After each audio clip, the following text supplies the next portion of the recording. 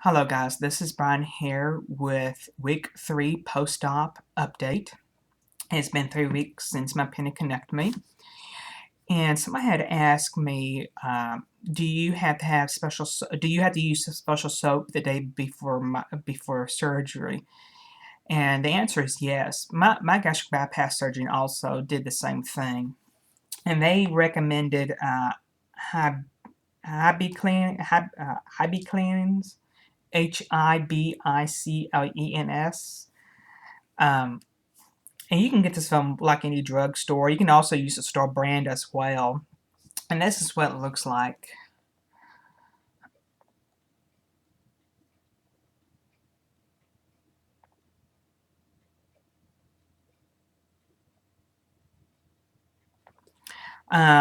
I will put a link below where you can get a $1 off coupon. So in this case, this brand was a little bit cheaper than the store brand. I think it was like $7.99 with the coupon, a $1 off coupon.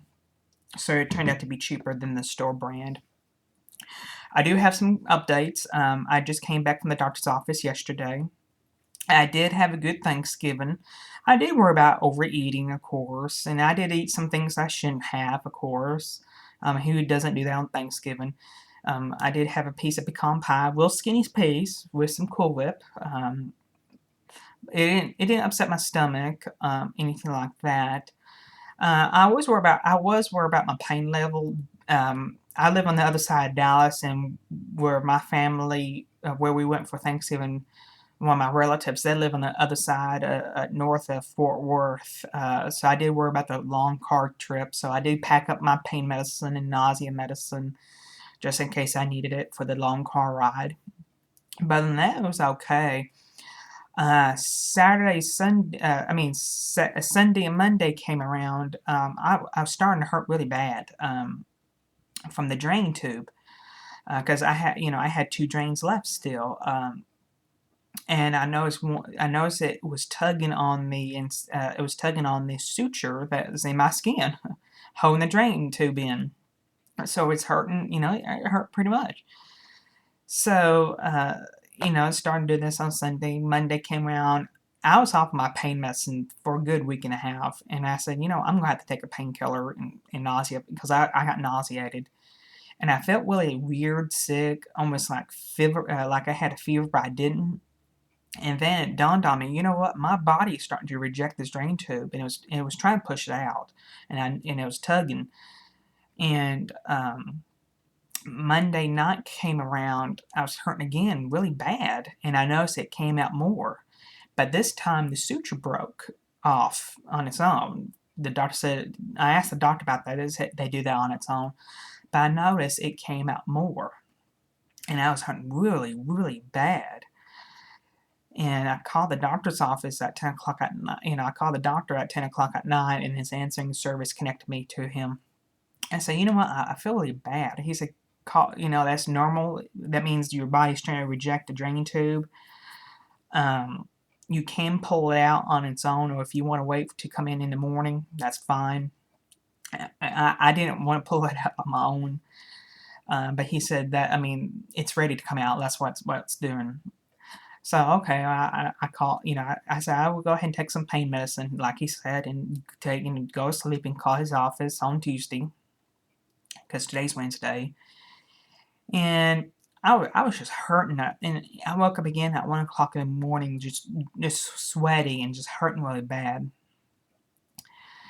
And like I said, I can't really tell if it's the actual suture that was hurting or the actual drain tube because they're very close to each other. And I said, well, maybe if I just bathe myself again because I was hot and burning up, and didn't feel so good. So I put cold water on myself and I noticed when I bent over to try and pick up my pants back up, I noticed that drain tube came out more. And he said, and I remember, like he said, you can go ahead and pull it. And I grabbed it and I pulled it, and it didn't hurt at all. Actually, it felt better after I took it out.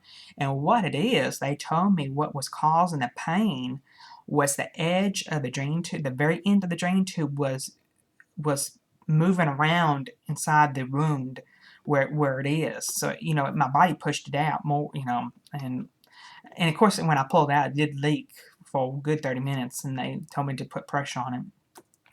I tell you what, I felt so much better after that drain tube after I took it out myself. I took it and pulled it out slowly, because when they took it out of the doctor's office, it didn't hurt like I thought it would. Now, when I had my gastric bypass, I had a drain up here by my chest, and when they took it out, it did hurt really bad for a couple minutes. But the doctor said it may sting for a minute or two, but my body's trying to reject it, and that's why I was feeling weird and goofy. So I went to the doctor's office yesterday just to make sure they check out everything, check out the wound where the drain tube came out, because I also noticed, and the reason why I called them, it was loose in its suction, because if you had a drain before, you have to squeeze it and put a little plunger in so it can create a vacuum. Well, mine lost its suction, and I heard it swishing. I can hear it sucking and coming back out like like that down there, and that's why I pulled it out. I felt so much better. So I went to the doctor. I was hoping they would remove my other drain because I have total 3. So now 2's gone and I have 1 remaining, which is the one that's sucking out the old blood. And they said they do want to leave that in for another week because it's still draining blood. And they said I have to baby that one. I have to be very, very careful with that one. So other than that, I'm doing okay. I think Sunday and Monday is the only days I took painkillers because I've been completely off of them. My doctor gave me 30 Vicodin with a refill, and I went ahead and refilled it because I did have like at least 8 left before I ran out of the refill. You always do want to have extra pain medicine laying around the house in case if you can't get the doctor. I remember a few times that thankfully I did have some pain medicine. Like I had gout one time and the doctor's office was closed on Sunday. Or I remember having a toothache when the dentist was closed. Something always happens to me when they're closed, or when you can't get to the doctor in time. So always refill your pain medicine and keep it in case you can't get to the doctor. I did tell them that I was kind of getting nauseated when I stand up for long, for a couple different times, and they said that's normal after having surgery. They did put me back on my antibiotic since I still have a drain tube, and now I have an extra hole where the other drain tube was, just to be on the safe side. Antibiotic. Other than that, I'm doing okay. Also, y'all may want to check out Belinda Ball's. She had a panniculectomy the week of Thanksgiving. And it looks like she's doing just a tad bit better. Follow and watch her videos as well. Belinda, if you're watching this, I hope you're doing better. I hope you feel better. And it does get better day after day. For a couple weeks, you won't notice that. For 2 weeks, I didn't feel better, but now I am noticing a little bit different. I do notice I feel much better. I feel every time when they removed the first drain tube, I feel a little bit better. When I removed my second drain tube, I feel a bit better. And the doctor said once they remove the third one, you will feel a lot better. It's just, after a while, your body will start to reject those and try to push them out because it's a foreign object, basically. So hopefully I get my third drain removed next week, hopefully. Then I just maybe I'll be able to return to work. So if you're looking to have a panniculectomy done, you're probably looking at a good 4 to 6 weeks off of work. Unless you like to work in pain, but my doctor told me I can't lift nothing. I'm not supposed to be bent over, unless I have to pick up my pants off the floor or anything like that. I have to take it very easy. They did tell me that during the daytime, I do have to walk around the house at least once an hour. to keep the swelling down. That's what I do. I do walk around the house once an hour, good 10 to 15 minutes. Nothing, just walking. Nothing strenuous. Don't jog or anything like that.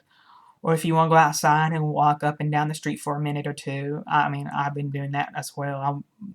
I'm out not literally walking down the street. I just went up to the sidewalk and came back into the house.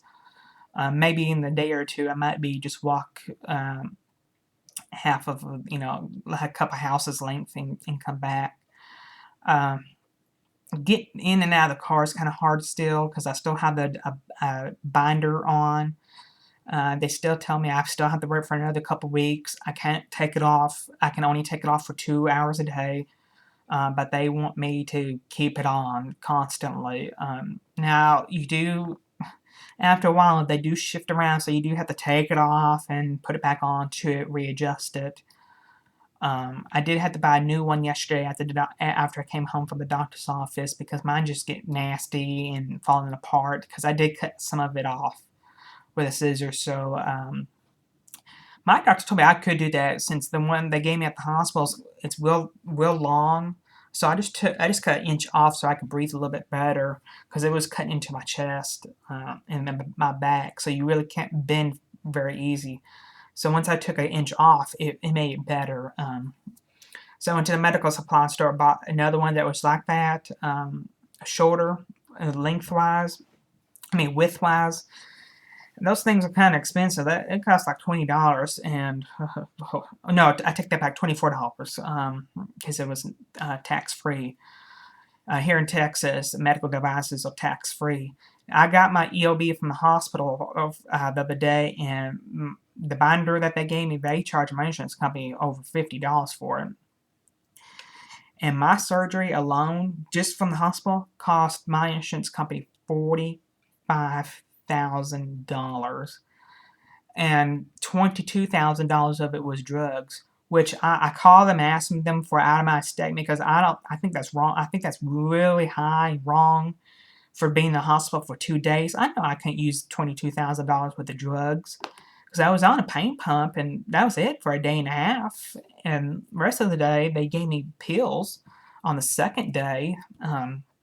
So I know that's wrong because I had gallbladder surgery before and didn't cost that much money for drugs. And I had my kidney stone last year. I was in the hospital for 6 or 7 days, and I had lots of pain medicine then, and nearly nothing like $22,000. I think that's wrong. So I called them and hopefully they send me out of my statement in the next couple of days. The surgeon alone. Bill was $5,000. What it is, Blue Cross, they have their allowed amount, so that was the gross amount. I forgot what was the actual payment. I'll let y'all know what the actual amount, the actual pay will be.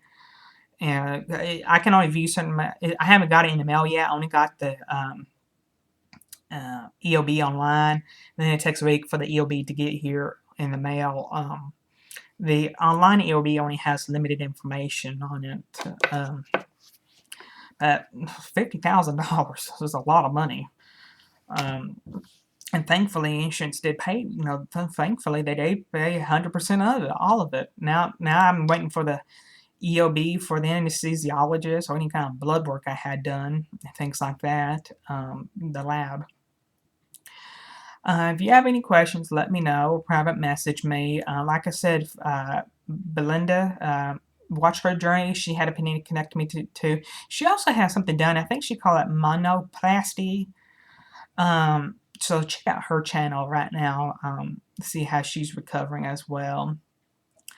And this thing I've been wearing right now that's holding my drain, it's been a lifesaver, especially when you get in the shower and kind of sponge bathe myself. And they told me I still can't shower or bathe yet. I just had to sponge bathe myself because of the drains. They say once all the drains were removed, I can get in the shower. I don't know why that is. Some people are allowed to completely shower with drains, and some people are not. I don't know. I guess that's just doctor by doctor. I think, the rules. Now, I was allowed to shower when I had a dream with my gastric bypass, so go figure that one out. Um, Maybe in a couple of days or when I do the next update, I get enough guts and maybe I can show you the incision. But it is hip to hip. It's not completely straight like you think it would be. It kind of curves around from your hip, then goes down by your pubic area, then goes back up to your hip. And then it's swollen and it's bruised and it's ugly looking. I think just like Belinda says, it does look like you're Frankenstein. And you do have emotions. I don't like to look at it. It kind of freaks me out still. Um, you do have emotions going through your head. Oh my God, what did I let this doctor do me like this? But surgery, nothing looks pretty after surgery. It takes a long time for things to heal up and things to look normal. Um, and somebody asked me if my belly button's in the same area. To me, I don't think it is. I think my belly button kind of, when they sewed me back up and everything, I think they moved my belly button a tad bit lower when they, took everything off. Um, I did ask the doctor to take a picture of the excess skin that they took off, and it's on the disposable camera. So I'm gonna call Walgreens or CVS and ask them how much they charge to develop three pictures. I think I took a picture of the drawing. He drew. He made his markings. Has them take a picture of the excess skin that's on the scale. Hopefully, it's on something. And a picture afterwards with my binder on. So hopefully, when I get those developed and get them scanned into the computer, I will show you. Like I said, if you have any questions or comments, just post them below or private message me. And I hope everybody had a good Thanksgiving and talk to y'all later.